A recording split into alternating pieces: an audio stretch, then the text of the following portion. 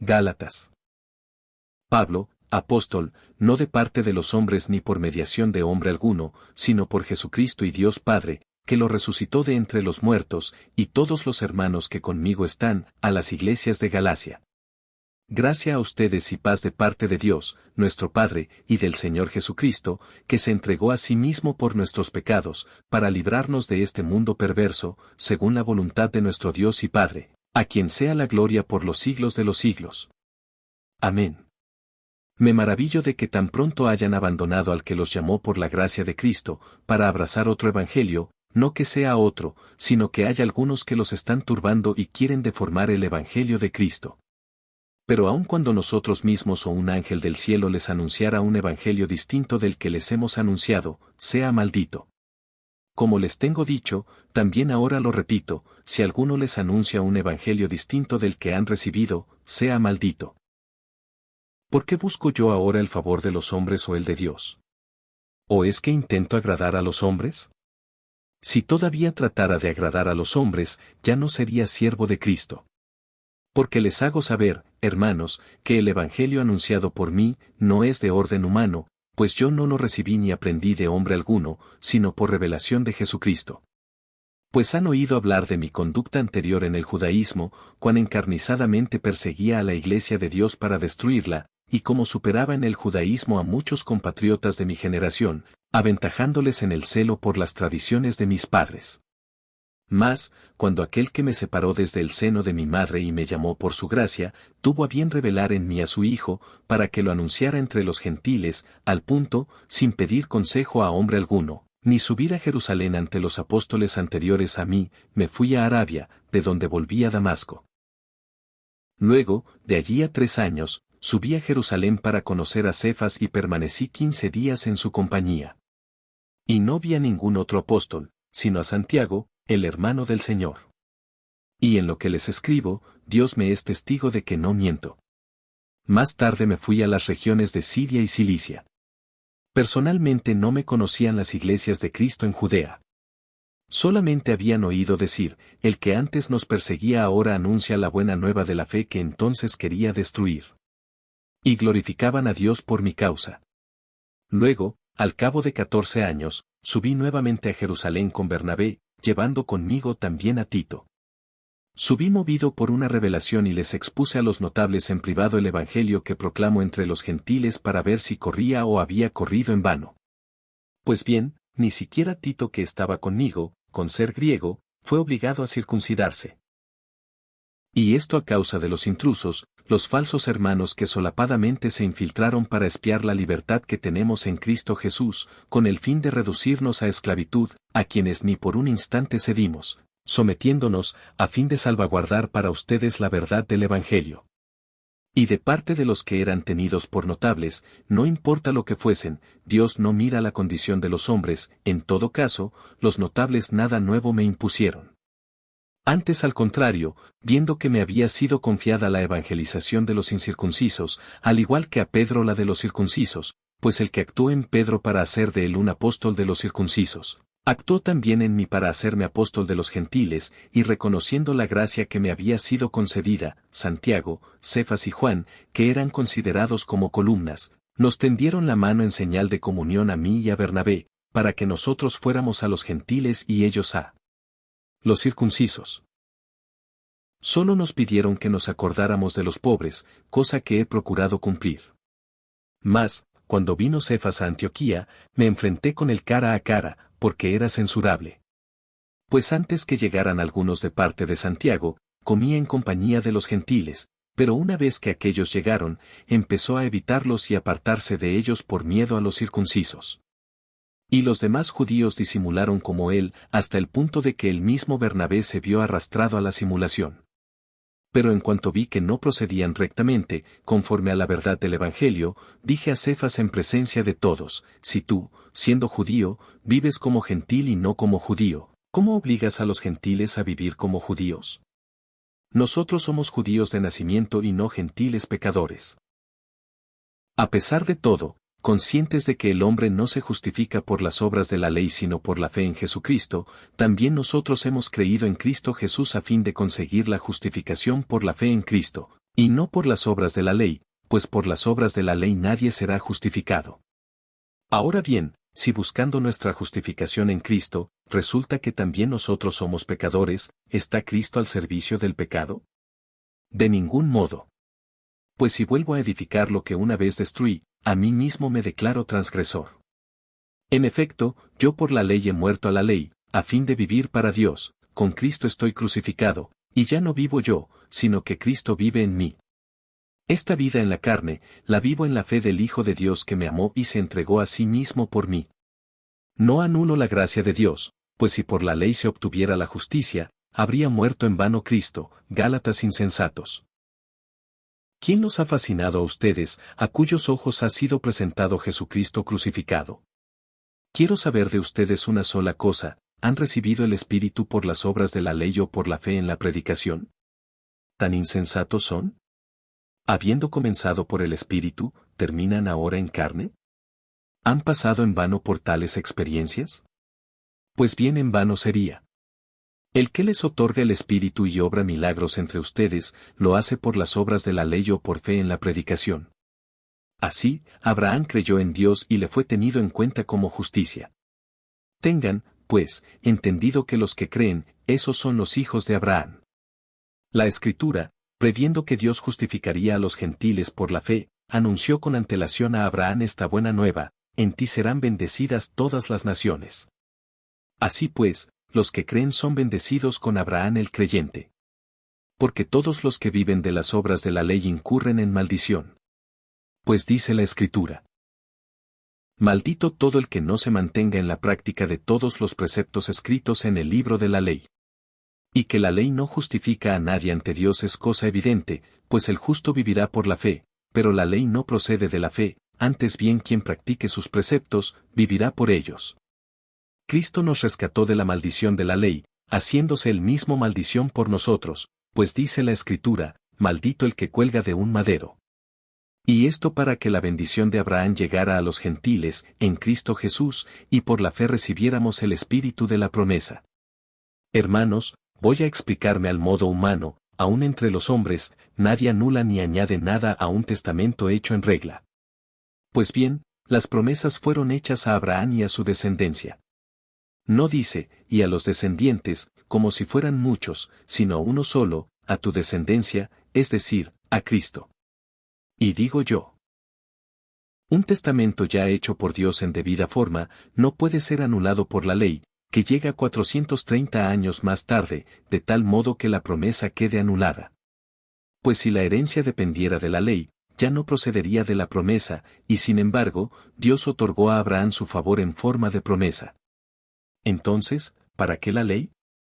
Fue añadida en razón de las transgresiones hasta que llegara la descendencia, a quien iba destinada la promesa, promulgada por los ángeles y con la intervención de un mediador. Ahora bien, cuando actúa uno solo, no hay mediador, y Dios es uno solo. Según esto, ¿la ley se opone a las promesas de Dios? De ningún modo. Si se nos hubiera otorgado una ley capaz de dar vida, en ese caso la justicia vendría realmente de la ley. Pero la Escritura encerró todo bajo el pecado, a fin de que la promesa fuera otorgada a los creyentes mediante la fe en Jesucristo. Antes de que llegara la fe, estábamos encerrados bajo la vigilancia de la ley, en espera de la fe que debía manifestarse. De manera que la ley fue nuestro pedagogo hasta Cristo, para ser justificados por la fe. Mas, una vez llegada la fe, ya no estamos bajo el pedagogo. Pues todos son hijos de Dios por la fe en Cristo Jesús. Los que se han bautizado en Cristo se han revestido de Cristo, ya no hay judío ni griego, ni esclavo ni libre, ni hombre ni mujer, ya que todos ustedes son uno en Cristo Jesús. Y si son de Cristo, ya son descendencia de Abraham, heredero según la promesa. Pues digo yo, mientras el heredero es menor de edad, en nada se diferencia de un esclavo, con ser dueño de todo, sino que está bajo tutores y administradores hasta el tiempo fijado por el Padre. De igual manera, también nosotros, mientras éramos menores de edad, éramos esclavos de los elementos del mundo. Pero, al llegar la plenitud de los tiempos, envió Dios a su Hijo, nacido de mujer, nacido bajo la ley, para rescatar a los que se hallaban bajo la ley, y para que recibiéramos la condición de hijos. Y, como son hijos, Dios envió a nuestros corazones el espíritu de su Hijo que clama, Abba, Padre. De modo que ya no eres esclavo, sino hijo, y si hijo, también heredero por voluntad de Dios. Pero en otro tiempo, cuando no conocían a Dios, servían a los que en realidad no son dioses. Mas, ahora que han conocido a Dios, o mejor, que Él los ha conocido, ¿cómo retornan a esos elementos sin fuerza ni valor, a los cuales quieren volver a servir de nuevo? Observan los días, los meses, las estaciones, los años. Me hacen temer haya sido en vano todo mi afán por ustedes. Hagan como yo, pues yo me hice como ustedes. Ningún agravio me hicieron.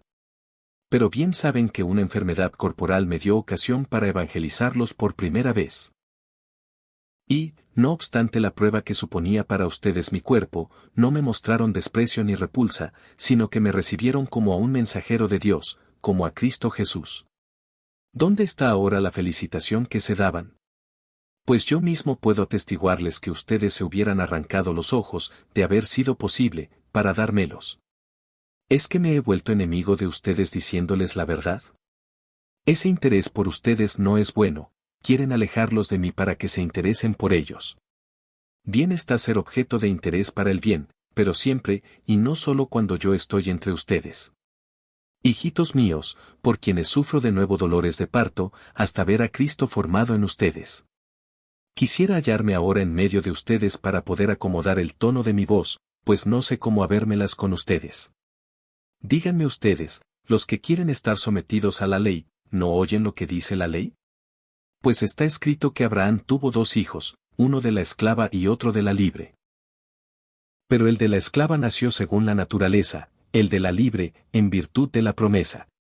Hay en ello una alegoría, estas mujeres representan 2 alianzas, la primera, la del monte Sinaí, madre de los esclavos, es Agar, pues el monte Sinaí está en Arabia, y corresponde a la Jerusalén actual, que es esclava, y lo mismo sus hijos. Pero la Jerusalén de arriba es libre, esa es nuestra madre, pues dice la Escritura, regocíjate estéril, la que no dabas hijos, rompe en gritos de júbilo, la que no conocías los dolores de parto, que más son los hijos de la abandonada que los de la casada. Y ustedes, hermanos, a la manera de Isaac, son hijos de la promesa. Pero, así como entonces el nacido según la naturaleza perseguía al nacido según el Espíritu, así también ahora. ¿Pero qué dice la Escritura? Despide a la esclava y a su hijo, que no heredará el hijo de la esclava junto con el hijo de la libre. Así que, hermanos, no somos hijos de la esclava, sino de la libre. Para ser libres nos ha liberado Cristo. Manténganse, pues, firmes y no se dejen oprimir nuevamente bajo el yugo de la esclavitud. Soy yo, Pablo, quien se lo dice, si se circuncidan, Cristo no les aprovechará nada.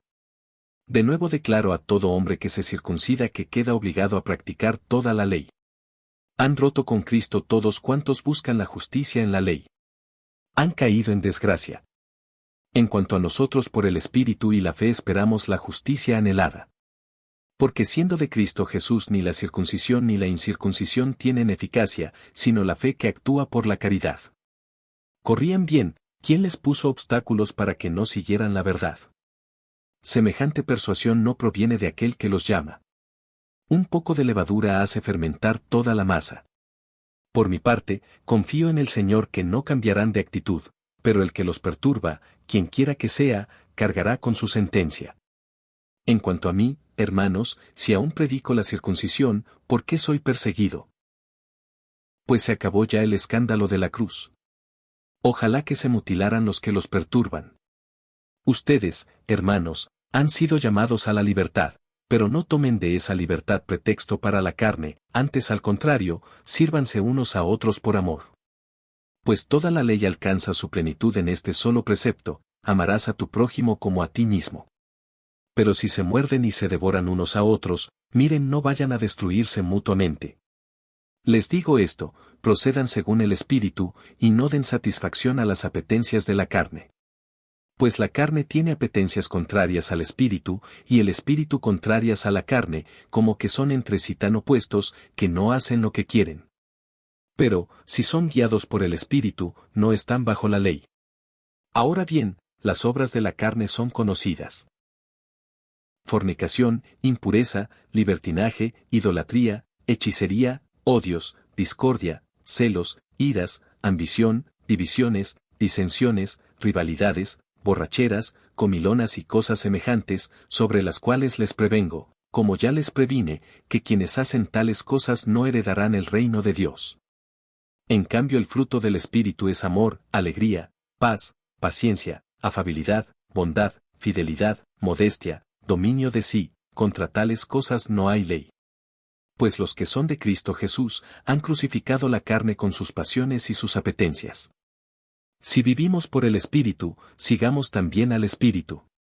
No seamos vanidosos provocándonos los unos a los otros y envidiándonos mutuamente. Hermanos, si alguno es sorprendido en alguna falta, ustedes, los espirituales, corríjanlo con espíritu de mansedumbre, y cuídate de ti mismo, pues también tú puedes ser tentado. Ayúdense mutuamente a llevar sus cargas y cumplan así la ley de Cristo. Porque si alguno se imagina ser algo, no siendo nada, se engaña a sí mismo. Examine cada cual su propia conducta y entonces tendrá en sí solo motivos de gloriarse, y no en otros, pues cada uno lleva su propia carga. Que el catecúmeno comparta sus bienes con el catequista. No se engañen, de Dios nadie se burla. Pues lo que uno siembre, eso cosechará. El que siembre para su carne, de la carne cosechará corrupción, el que siembre para el Espíritu, del Espíritu cosechará vida eterna. No nos cansemos de obrar el bien, que a su debido tiempo nos vendrá la cosecha si no desfallecemos. Por tanto, mientras tengamos oportunidad, hagamos el bien a todos, pero especialmente a nuestros hermanos en la fe. Miren con qué letras tan grandes les escribo de mi propio puño. Los que quieren ser bien vistos en lo humano, son los que los fuerzan a circuncidarse, con el único fin de evitar la persecución por la cruz de Cristo. Pues ni siquiera esos mismos que se circuncidan cumplen la ley. Solo desean verlos circuncidados para gloriarse en su carne. En cuanto a mí, Dios me libre de gloriarme si no es en la cruz de nuestro Señor Jesucristo, por la cual el mundo es para mí un crucificado y yo un crucificado para el mundo. Porque lo que cuentan no es la circuncisión, ni la incircuncisión, sino la creación nueva. Y para todos los que se sometan a esta regla, paz y misericordia, lo mismo que para el Israel de Dios. En adelante nadie me moleste, pues llevo sobre mi cuerpo las señales de Jesús. Hermanos, que la gracia de nuestro Señor Jesucristo sea con su espíritu. Amén.